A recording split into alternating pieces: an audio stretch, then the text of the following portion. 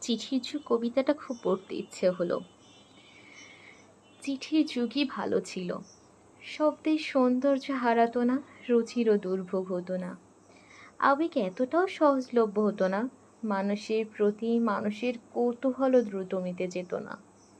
প্রাপক সযত্নে চিঠি আগলে রাখতো বিছানার নিচে, বালিশের নিচে নয়তো বইয়ের ভাঁজে।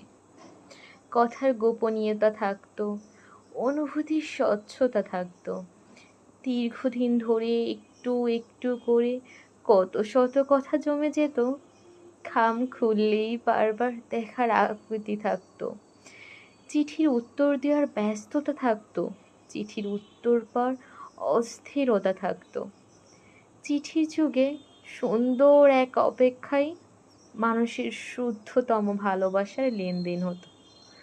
শেষের দুইটা লাইন যেন আমার বারবার মন ছুঁয়ে যায় এই কবিতায়।